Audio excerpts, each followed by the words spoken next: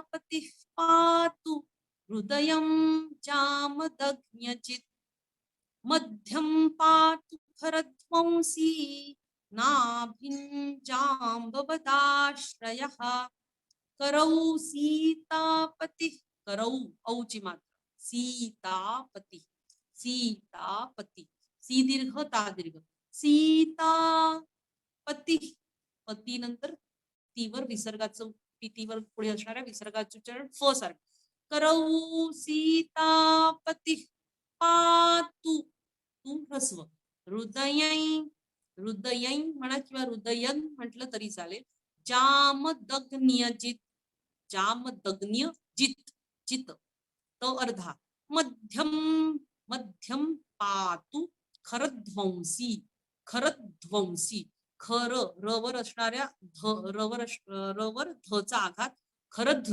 खरध्वंसी C दीर्घ नाभिं नाभी आणि भीवर असणाऱ्या अनुस्वाराचं य सारखं नाभिं का बरं य कारण पुढे ज आलेला आहे आणि ज मध्ये च छ ज छ य मध्ये शेवटी य हे अनुनासिक आहे म्हणून नाभिं जांब जा आणि मला ब जांब वदाश्रयः वदाश्रयः पुन्हा एकदा बघा करौ सीतापतिः पातु हृदयै जामदग्न्यजित् मध्यं पातु खरध्वंसी नाभिं जाम्बवदाश्रयः करौ सीतापतिः पातु कर कर म्हणजे हस्त हस्त म्हणजे हात करौ दोन हातांचं वर्णन करताना म्हटलेलं आहे म्हणतात करौ दोन्ही हातांचं सीतापतिः पातु सीतापती सीतेचे जे पती आहेत सीतायाः पतीही जे आहेत त्यांनी माझ्या दोन हातांचं रक्षण करावं म्हणजे शिवधनुष्याचा जेव्हा रामाच्या हातून भंग झाला त्यानंतर रामाने सीतेशी विवाह केला ते पाणी ग्रहण असं म्हणतात पाणी म्हणजे हात तर त्यांनी तिचा ग्रहण करणे म्हणजे स्वीकार करणे पत्नी म्हणून स्वीकार करणे तर पाणी ग्रहण केलं असं म्हणतात म्हणून इथे करौ आलेलं आहे तर असे ते प्रभू रामचंद्र आणि तिचा स्वीकार करणे म्हणजेच काय की शक्तीचा स्वीकार करणे असं देखील आपण म्हणू शकतो शक्तिरूपिणी अशी ती सीता जी आहे तिचं पाणीग्रहण प्रभू रामचंद्रांनी केलं म्हणून असं असे ते प्रभू रामचंद्र ज्यांचे हात ते शिवधनुष्य पेलण्या इतपत कडक होते पण तेवढेच हात त्यांचे सीतेचा हात हातात घेण्या इतके कोमल देखील होते असे आपले हात जे आहे चांगले उद्देश किंवा चांगले कर्म करत असताना आपले हात दिव्य कर्म करण्यासाठी नेहमीच तत्पर असावे आणि प्रसंगी उचित कर्मांसाठी आपले हात कडक व्हावेत आणि हे कर्तव्य कर्म पार पाडण्यासाठी आपले हात नेहमी तत्पर असावे प्रेम करताना ते हात तेवढेच कोमल असावे क्षमा करताना ते प्रेमळ असावेत कुणाला काही देताना ते नेहमी पुढे असावे आणि घेण्याच्या बाबतीत मात्र नेहमी ते मागे असावे असं हे हातांचं वर्णन केलेलं आहे तर हे हात ज्याप्रमाणे रामकार्य करताना म्हणजेच कुठलंही चांगलं कार्य करत असताना ते रामाला अर्पण करून आपले हात नेहमी त्यांच्या समोर नेहमी जोडलेले असावेत असा आशय इथे व्यक्त झालेला आहे अशी ही सीतापती रामचंद्रांना विनंती आहे की त्यांनी माझ्या हातांचं रक्षण या सर्व गोष्टींकरिता नेहमी करावं त्यानंतर आहे हृदय जामदग्न्यजित हृदयाचं रक्षण करावं कोणी करावं बघा एकेकाच अवयवाचं रक्षण करावं असं वर्णन आलं आहे त्यामध्ये जामदग्न्य जित जामदग्न्य म्हणजेच काय जमदग्नींचा मुलगा म्हणजेच कोण तर परशुराम आता त्या परशुरामांची आई म्हणजेच माता म्हणजे रेणुका आणि पिता म्हणजे जमदग्नी ऋषी होते आणि त्यांच्या जमदग्नी ऋषींच्या आश्रमामध्ये कामधेनू नावाची ही एक गाय होती जी गाय सर्व प्रकारच्या इच्छा सर्व प्रकारच्या ज्या आपल्या इच्छा त्या पूर्ण करण्यासाठी म्हणून ती होती तर ती जी गाय आहे ती प्राप्त करण्यासाठी म्हणून सहस्रार्जुन नावाचा जो राजा होता त्याने तिथे आक्रमण केलं आणि त्यांनी जमदग्नी ऋषींचा वध केला आणि त्यानंतर माता रेणुकेला देखील त्यांनी अगदी मरणोन्मुख केलं म्हणजे मारण्यासाठी पूर्ण प्रयत्न केला त्यावेळी हे जे परशुराम होते ते तिथे नव्हते. ते शंकराची उपासना करण्यासाठी म्हणून तपस्या करण्यासाठी म्हणून निघून गेले होते. त्यामुळे त्यांना जेव्हा आपल्या आईचा आवाज त्या ध्वनी त्यांच्यापर्यंत तो ध्वनी पोहोचला, तेव्हा ते शंकरांची आज्ञा घेऊन पुन्हा परत आले आणि त्यांनी बघितलं की आई आपली मरणोन्मुख आहे. आणि जेव्हा आईने सांगितलं की तू आपल्या वडिलांचा, पित्याच्या वधाचा, त्या सहस्रार्जुनाचा वध करून तू बदला घे, हे आईने सांगितल्यानंतर भगवान शंकरांची आज्ञा घेऊन त्यांनी दिलेलं जे त्र्यंबक नावाचं धनुष्य होतं आणि गणपतीने त्यांना परशु दिला, हे दोन्ही घेऊन त्यांनी वध केला. सहस्त्रार्जुनाचा वध केला आणि 21 वेळा पृथ्वीला त्यांनी मदोन्मत्त राजांपासून पूर्ण निपात केला पृथ्वीचा. त्यामुळे ते जे परशुरामांनी असलेलं ते धनुष्य होतं ते त्यांनी जनक राजाकडे दिलं होतं आणि सीतेच्या स्वयंवराच्या वेळी त्यांनी ते प्रभू रामचंद्रांनी ते वाकवलं होतं. आणि तेव्हा ते वाकवलं आणि त्याला प्रत्यंच लावत असताना ते तुटलं, तेव्हा परशुरामांना त्याचा अत्यंत राग आला. का? कारण की ते धनुष्य त्यांच्यासाठी त्या भावना महत्वाच्या होत्या त्या धनुष्याप्रती. आणि असं ते धनुष्य तुटल्यामुळे प्रभू रामचंद्रांविषयी त्यांना इतका क्रोध आला की ते कारण ते जमदग्नीचा अवतार होते ना, जमदग्नीचा मुलगा म्हणून. जमदग्नी अत्यंत तापट क्रोधिष्ट ऋषी म्हणून प्रसिद्ध होते आणि असे ते त्यांचे पुत्र असणारे त्यांना अत्यंत राग आला ते पाहून. आणि ते तिथे पोहोचले आणि ते त्यांना बोलायला लागले प्रभुरामांना ते बोलतायत हे पाहून लक्ष्मणाला पण तेजाचं प्रतीक, त्यामुळे त्याला देखील राग आला आणि तो देखील त्यांच्या परशुरामांच्या सामर्थ्याचा उपहास करू लागला आणि त्यांना बोलू लागला. त्याला शांत करून, त्याला आपल्या कोमल वाणीने शांत करून प्रभू रामचंद्रांनी मग नंतर परशुरामांचा देखील आपल्या अत्यंत शांत आणि विनम्र शब्दांमध्ये, मधुर अशा शब्दांमध्ये त्यांचा राग देखील शांत केला. अत्यंत आदरपूर्वक विनम्र अशा शब्दांमधून त्यांनी परशुरामांना शांत जे केलं, त्यामुळे त्यांच्या ज्या क्रोधाच्या ज्वाला होत्या त्या निवळल्या असं म्हणतात.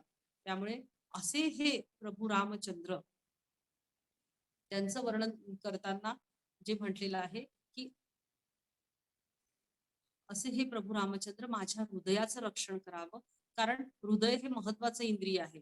प्रभू रामचंद्रांनी त्याचं रक्षण करावं, कारण हृदयामध्ये अंतःकरणात येणारे जे काही विकार आहेत ते विकार सर्व विकार शांत करून त्या ठिकाणी सद्भाव आणि माधुर्य निर्माण व्हावं, या जामदग्नी प्रमाणेच सर्वांच्या हृदयांना जिंकण्याचं सामर्थ्य मला प्राप्त व्हावं, असं वर्णन इथे केलेलं आहे की ही प्रार्थना केलेली आहे की हृदयम जामदग्न्यचित, जामदग्न्यांचं हृदय ज्यांनी हे केलेलं आहे, जिंकून घेतलंय, तसं हृदय मला देखील इतरांचं जिंकून घेता आलं पाहिजे, ती वृत्ती मला प्राप्त व्हावी. पुढे म्हटलंय मध्यम पातू खरं ध्वंसी, मध्य भागाचं रक्षण. मध्य म्हणजे पोट, उदराचं रक्षण. आपल्या संपूर्ण शरीरामध्ये मध्यभागी येतं पोट, तर त्या मध्य भागाचं रक्षण कोणी करावं तर खरं ध्वंसी, हृदयापासून नाभीपर्यंत येणारा जो मधला भाग आहे तो म्हणजे मध्य भाग, त्याचं रक्षण म्हणजे पोट, त्याचं रक्षण कोणी करावं तर खरं नावाच्या राक्षसाचा नाश करणाऱ्या प्रभू रामचंद्रांनी करावं. आता यात म्हणजे पोटांचे जे विविध विकार असतात त्यांचं रक्षण कोणी करावं तर प्रभू रामचंद्रांनी करावं. म्हणजे मला पोटदुखी होऊ नये, इतरांचं काही चांगलं होताना पाहून हे देखील अपेक्षित आहे की मला इतरांचं पाहून जेव्हा आपल्याला त्रास होतो ते देखील होऊ नये. तर इथे जी कथा आलेली आहे ती अशी की शूर्पणखेने राम लक्ष्मणांना पाहून तिला त्यांच्याशी विवाह करण्याची इच्छा झाली आणि तिने ती प्रकट केली, पण त्यांनी दाद दिली नाही आणि ते बघून सीता असल्यामुळे हे माझ्याकडे लक्ष देत नाही हे असं तिला वाटलं आणि म्हणून ती सीतेला खाण्यासाठी म्हणून तिने आपला जबडा म्हणजे तिने आपलं आकराळ विक्राळ रूप धारण केलं. तेव्हा लक्ष्मणाने काय केलं, तिचं नाकच कापून टाकलं.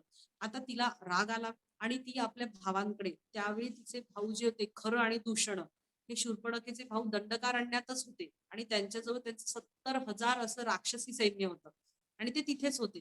शूर्पणखेने काय केलं, तिने जाऊन त्यांना सांगितलं की सीता नावाची स्त्री इथे आहे, जी अत्यंत सुंदर आणि लावण्यवती अशी स्त्री आहे.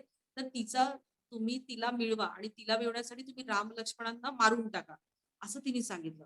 ते ऐकून ते दोघ जण आणि माझ्या अपमानाचा बदला घ्या असं देखील सांगितलं. ते ऐकून खरं आणि दूषण हे दोन्ही जे राक्षस आहे ते तिथे पोहोचले.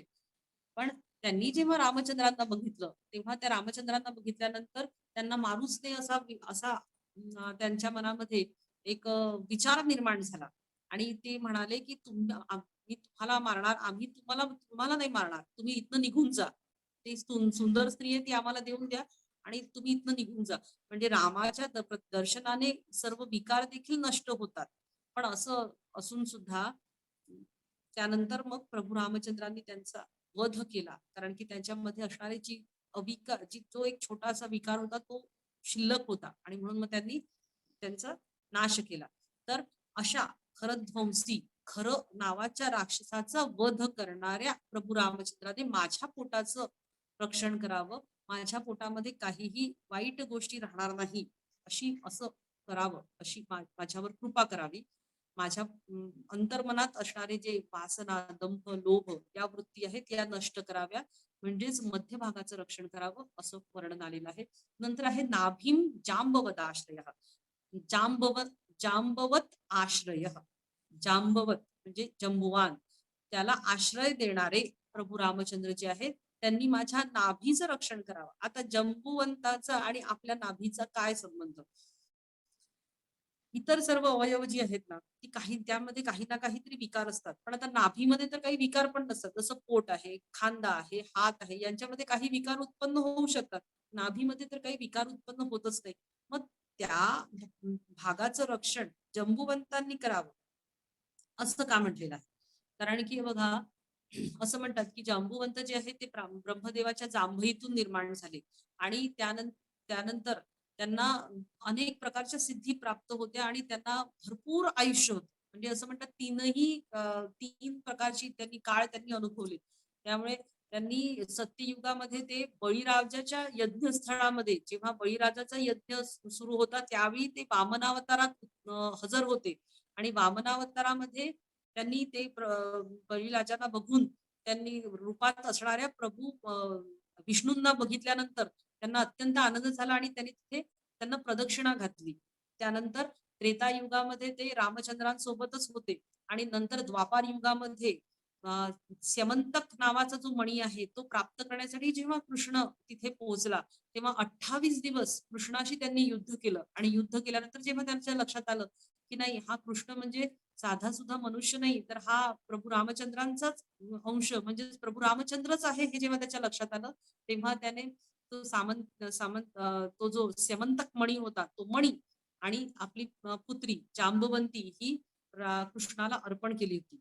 तर असे हे जांबवंत हे अत्यंत पराक्रमी होते आणि जेव्हा मधल्या काळामध्ये जेव्हा सीतेच्या शोधासाठी निघालेले हे जे सगळे वानर सेना जेव्हा निघाली आणि ते पोचता पोचता त्या विशाल अशा समुद्र सागराच्या ठिकाणी पोहोचली, त्या ठिकाणी पोहोचल्यानंतर आता हा समुद्र कसा काय आपण पार करायचा, कसा उल्लंघून जायचा, हा विचार सर्व करू लागले. त्यामध्ये तिघांमध्ये ती ताकद होती की तो समुद्र ते लांघून जाऊ शकत होते. एक म्हणजे जांबवंत, दुसरं म्हणजे हनुमानजी आणि तिसरं म्हणजे यांचा मुलगा काय अंगद, याचा बालीचा मुलगा अंगद, या तिघांमध्ये ताकद होती.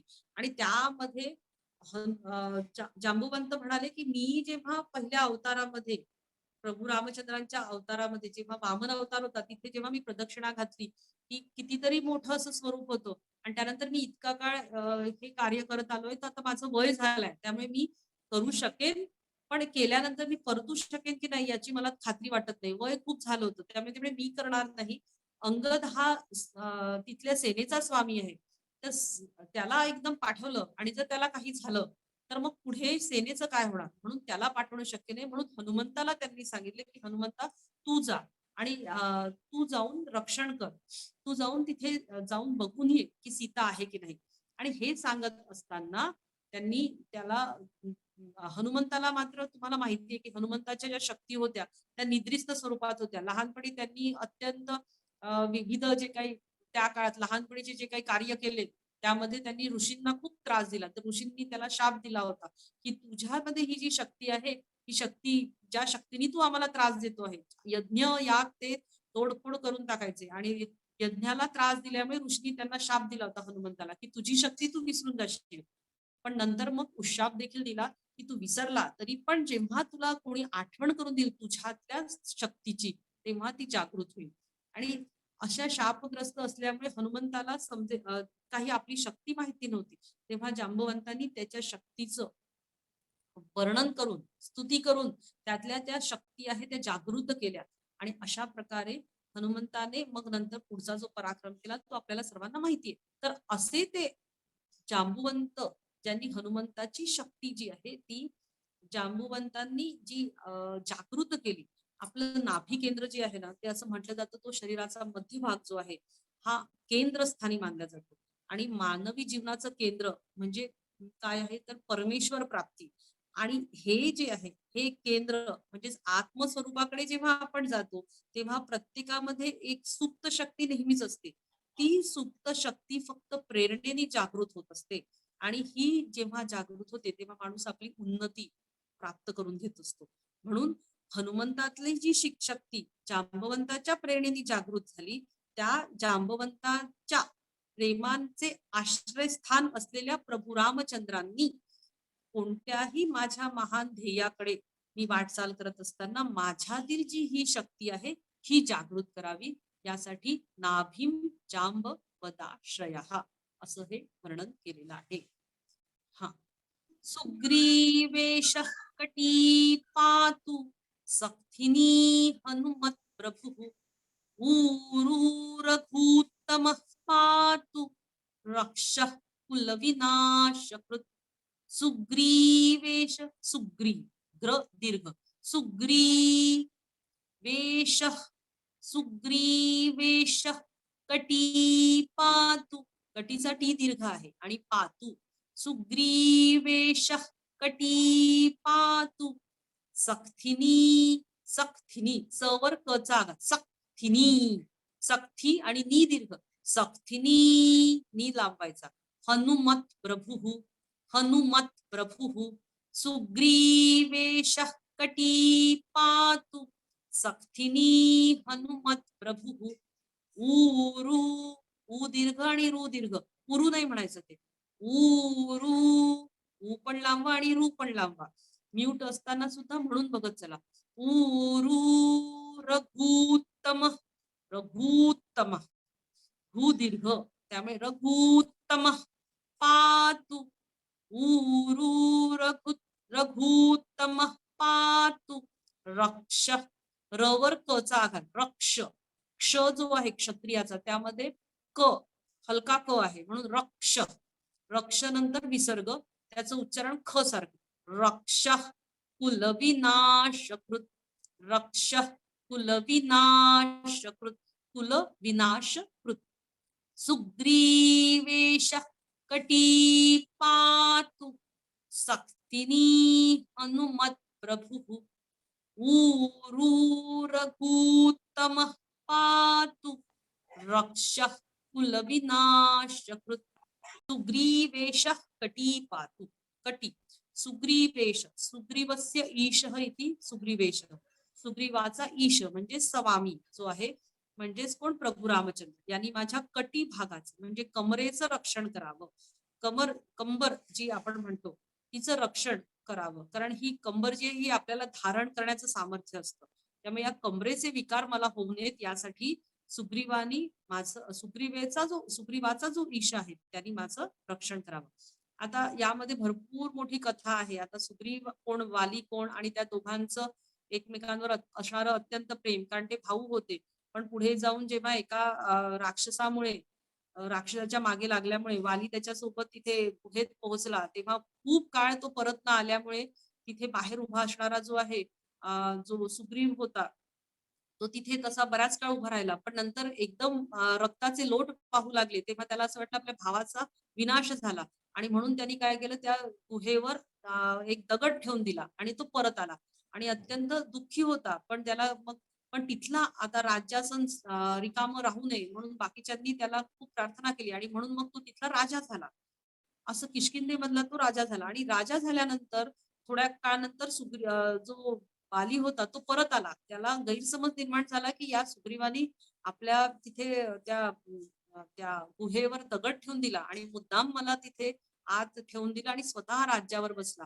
त्याला अत्यंत राग आला कारण वाली अत्यंत पराक्रमी होता आणि मग त्यांनी काय केलं, त्यांनी सुग्रीवाच्या पत्नीचं अपहरण केलं, पूर्ण राज्य हिसकावून घेतलं आणि तो पुन्हा आपल्या राज्यात परत बसला. पण त्यांनी सुग्रीवाला सोडलं नाही. तो सुग्रीवाच्या मागे लागला. त्याला ज्या ठिकाणी जमलं त्या ठिकाणी त्यांना मारण्यासाठी प्रयत्न केला. मग अशा वेळी सुग्रीव इकडे-तिकडे पळू लागला आणि पळता-पळता तो त्याला जेव्हा लक्षात आलं, तेव्हा हनुमंतांनी त्याला सल्ला दिला, की तू एका ऋष्यमुख पर्वतावर जाऊन तिथे तिथे थांब. कारण तिथे हा वाली येणार नाही. कारण वालीला शाप मिळाला होता. कारण दुंदुभी नावाच्या एका राक्षसाला मारून तिथे त्या पर्वतावर त्यांनी फेकून दिलं होतं वालीनी आणि तो पर्वत त्यामुळे प्रदूषित झाला होता त्याच्या रक्तामुळे, त्या राक्षसाच्या. आणि तो पर्वत जो होता ते आश्रमस्थान होतं मातंग ऋषींचं. म्हणून मातंग ऋषींनी म्हटलं, त्याला शाप दिला होता, की तू जर इथे आला तर तुझा नाश होईल म्हणून. त्यामुळे त्या ठिकाणी ती जागा थोडी सेफ वाटली. म्हणून मग हनुमंतांनी दिलेल्या त्या सल्ल्याप्रमाणे सुग्रीव तिथे जाऊन राहिला.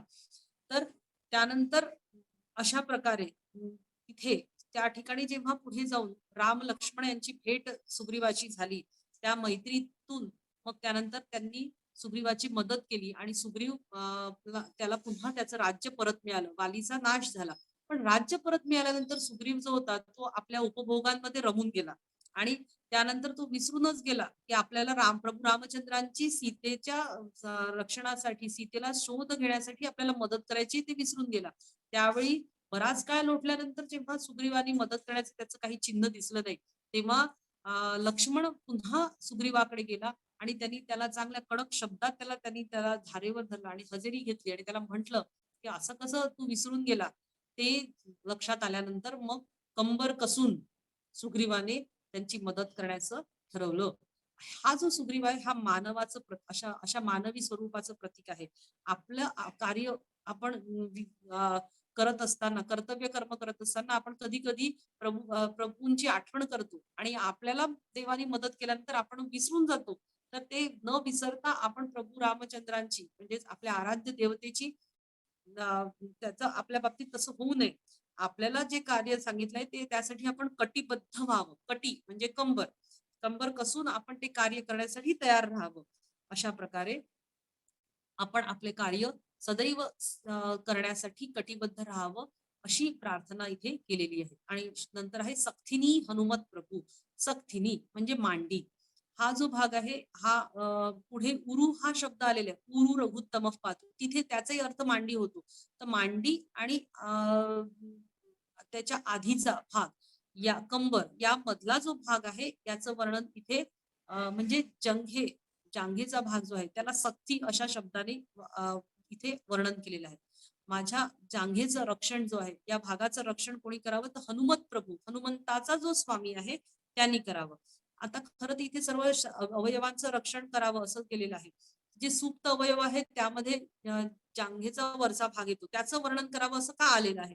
कारण की सर्व प्रकारचं काही महत्वपूर्ण अवयव जे आपल्या पूर्ण शक्ती आपल्या शरीराला नियंत्रित करत असतात त्यामध्ये हा भाग येतो. तर सर्व प्रकारच्या कामवृत्तींवर नियंत्रण करण्यासाठी हनुमंत हा एक आधार आहे.